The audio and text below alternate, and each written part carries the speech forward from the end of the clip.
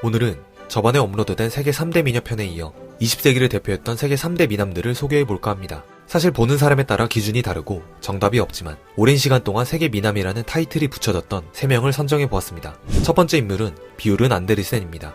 안데르센은 꽃미남으로 기네스북에 이름이 등재되었다는 거짓설이 난무할 정도로 세계 최고 미남 중 한 명으로 꼽히는데요. 만화 베르사유의 장미에서 오스칼 캐릭터가 그를 모티브로 그려졌다고 하죠. 이 만화의 작가는 당시 일본을 방문했던 안데르센의 얼굴에서 영감을 얻어 근위대장 오스칼 캐릭터를 탄생시켰다고 합니다. 그는 동성애 영화 베니스의 죽음에서 미소년 역을 맡은 후 인기가 폭발적으로 상승하게 됩니다. 이 영화는 나이가 든 한 작곡가가 베니스에서 마주친 완벽한 미소년 안데르센에게 인생의 마지막 사랑을 느끼는 영화죠. 하지만 이렇게 씌워진 환상적인 미소년이라는 이미지가 본인에겐 상당히 스트레스로 다가왔는데 옷을 벗어보라는 등 그에 대한 무례한 말과 부정적인 시선들로 인해 박쥐떼에 둘러싸인 기분이었다. 나는 성적 대상이었다라며 악몽 같은 시절을 얘기한 바 있습니다. 실제로 아름다운 외모를 보고 동성애자라는 소문도 났으나 본인은 이에 대해 확고하게 부정하였죠. 한 다큐멘터리에서는 어린 시절 어머니가 실종되었고 55년 만인 2020년에 유언과 함께 사망증명서를 받았다고 합니다. 그의 어머니는 정황상 자살한 것으로 추정되고 있습니다. 영화의 흥행과 명성으로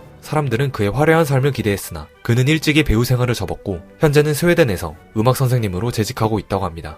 두 번째 인물은 프랑스 출신의 알랭 들롱입니다. 알랭 들롱 역시 지구적 꽃미남이라고 불릴 만큼 상당한 외모를 자랑하는데요. 그의 어린 시절은 평탄치 않았습니다. 4살 때 부모가 이혼하고 새아빠와의 잦은 갈등 속에 유복하지 않은 어린 시절을 보내야 했는데 학창시절에는 계속되는 비행으로 결국 중퇴했을 정도로 문제였습니다. 군대에 있을 때는 부대 지프 차량을 훔쳐 근무지를 무단 이탈하여 영해로 여행을 떠났다가 운전 미숙으로 차량을 강물에 빠뜨린 혐의로 체포되어 11개월간 군 교도소에 있다가 결국 불명예 전역을 하기도 했습니다. 전역 후에는 짐꾼, 비서, 점원 등 온갖 일을 다 해봤다고 합니다. 그는 영화계로 진출하면서 다부진 몸과 매혹적인 눈빛으로 전 세계를 사로잡는 데 성공하지만 사실 현실에서는 자신의 여자에게는 썩 좋은 남자가 아니었다고 합니다. 알랭 들롱은 53세에 21살인 네덜란드 모델 로잘리 반 브레멘과 15년가량 동거하면서 딸과 아들을 낳고 살았는데 가정폭력을 일삼았다고 합니다. 무려 30살이나 연하인 부인을 폭행해 갈비뼈와 콧뼈를 부러뜨린 일이 일어나 대중들의 분노를 사기도 했습니다. 또한 알랭 들롱이 말하는 진정한 첫사랑이었던 로미 슈나이더와 연애를 하다가 독일 출신 락밴드 보컬인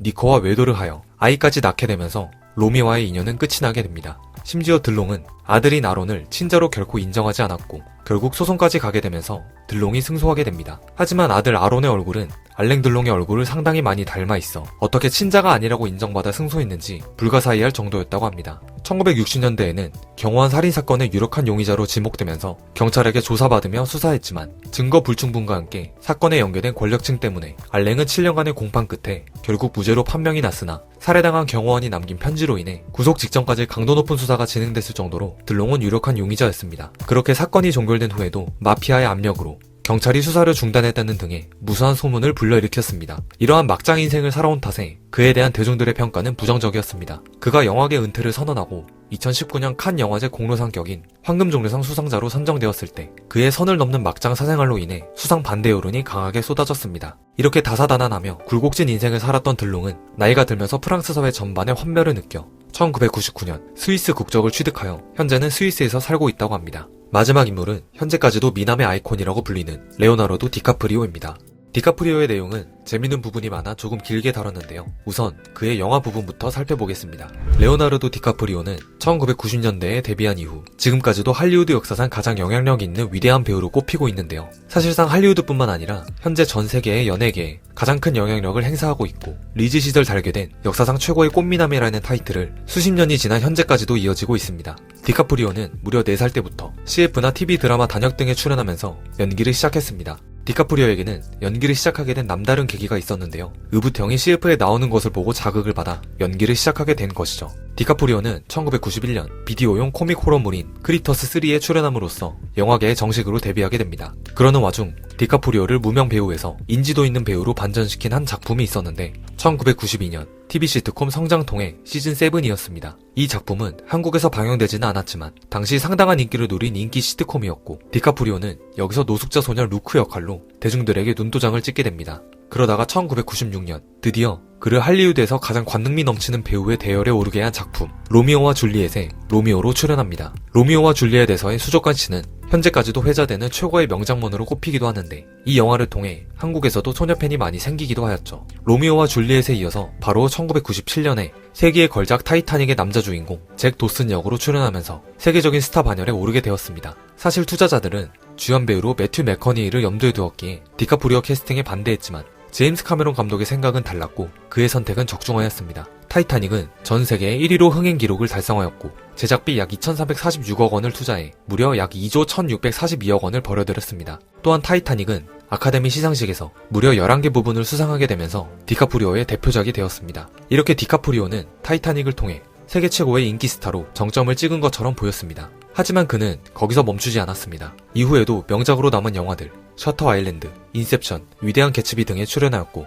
진정한 성인 연기자이자 동시대 최고의 배우로 거듭나게 되었습니다. 이렇게 할리우드 최고의 스타의 인간관계는 어떨까요? 디카프리오의 절친으로 잘 알려진 배우가 있는데 바로 영화 스파이더맨 1의 주인공 토비 맥과이어입니다. 토비 맥과이어는 디카프리오와 중마고우인데 이들의 인연은 둘 다 아역 배우였던 10대 초반부터 시작돼서 30년이 지난 지금도 여전히 절친으로 지내고 있습니다. 토비 맥과이어가 스파이더맨의 주연에 맡게 된 것도 디카프리오의 덕분이라고 합니다. 사실 스파이더맨 역은 당초 디카프리오에게 캐스팅이 들어왔으나 그는 이를 거절하고 맥과이어를 적극 추천했다고 합니다. 그러한 이유에서인지 토비 맥과이어가 스파이더맨에서 주연으로 출연하게 되었고 다행히 크게 흥행하는 좋은 성적을 거두게 됩니다.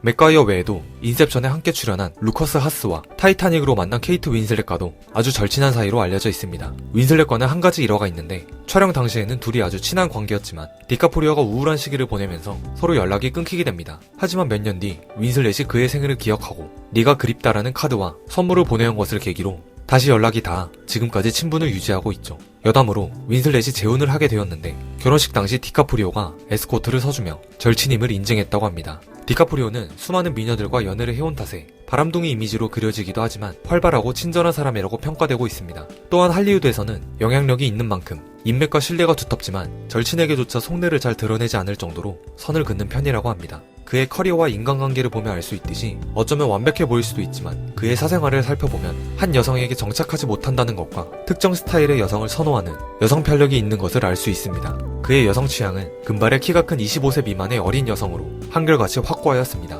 대표적으로 유명 모델 지젤 번천이 있죠. 공식적으로 알려진 여자친구만 무려 18명에 달할 정도로 수십 년간 많은 여성들과 사귀었음에도 불구하고 늘 비슷한 스타일의 여성과 연애를 해왔습니다. 또한 그의 연애 기간은 1, 2년 내외로 짧은 연애가 특징이며 사귀는 여성의 나이는 25살을 넘기지 않는다는 것입니다. 데이트 코스조차 늘 고정적인데 항상 자전거를 대여하여 굳이 숨기지 않고 뉴욕의 길거리에서 데이트를 하기 때문에 파파라치에게 자주 찍혀 그의 연애사를 전 세계가 알 수 있을 정도입니다. 2011년에는 15살 연하인 에린 헤더턴과 사귀었는데요. 참고로 그녀는 한혜진이 뉴욕 생활을 할 때 룸메이트였다고 합니다. 2018년부터 현재까지 디카프리오는 모델 카밀라 모로네와 연애를 하고 있습니다. 그녀는 금발이 아닌 흑발로 디카프리오의 기준이 깨지는 것으로 생각되었으나 사실 그녀는 금발머리지만 흑발로 염색한 상태였다고 합니다. 카밀라 역시 1997년생으로 23살 연하이며 심지어 카밀라의 엄마도 디카프리오보다 2살이나 어리다고 합니다. 이제 01년생과 02년생도 성인이 되었으니 2000년대생도 새 여자친구로 삼을 가능성이 있다는 의견이 제기되고 있습니다. 또한 디카프리오 하면 빼놓을 수 없는 주제가 있죠. 바로 환경운동가입니다.